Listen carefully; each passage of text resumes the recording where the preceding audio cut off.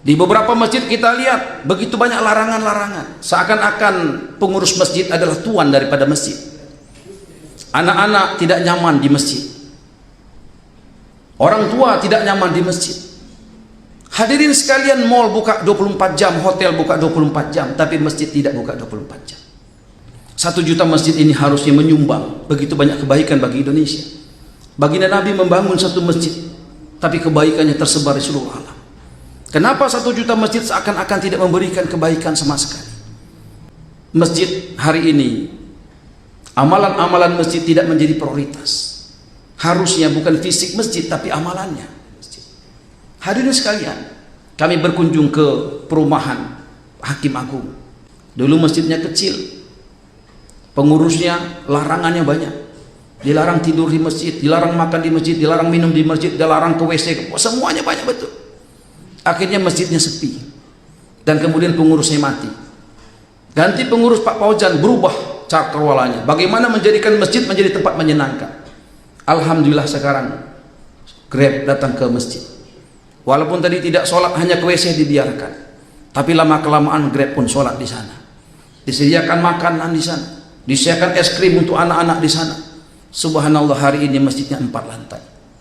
Jamaahnya penuh tumpah ruah. Setiap Jumat disediakan ribuan kotak makan makanan.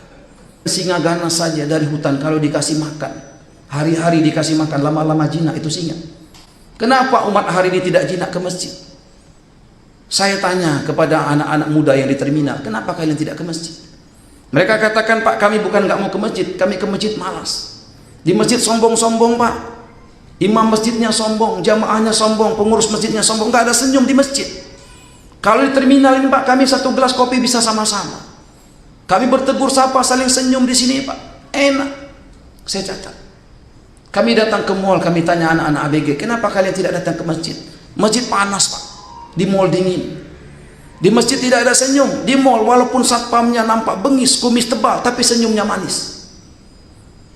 Kami tanya anak-anak yang kemudian nongkrong di PlayStation, kenapa kalian tidak ke masjid? Pak, kami di masjid sering dimarahi, Pak. Kami diusir di masjid, jadi kami lebih senang main PlayStation di sini. Di sini dikasih teh botol dingin, Pak.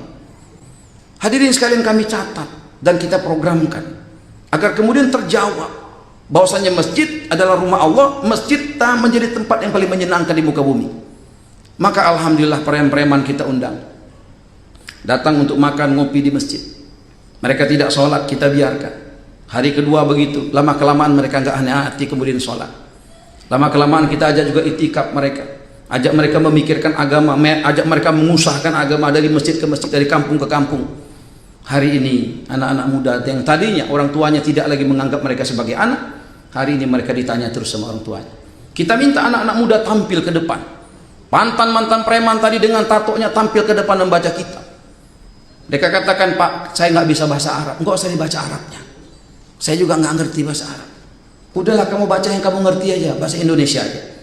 Maka dia baca padilahnya sholat, bahaya meninggalkan sholat. Belum dibaca preman ini menangis, Pak. Tato kiri, tato kanan, menangis. Orang tanya, Pak, kenapa kok disuruh preman yang baca? Nggak apa-apa, biarkan saja. Daripada megang botol, mendingan megang kita. Subhanallah, maka kelamaan mereka memperbaiki bacaan Qur'annya. Kita minta mereka mengumandangkan azan. Beda ketika mereka mengumandangkan azan. Hati kita teriris-iris, Bapak.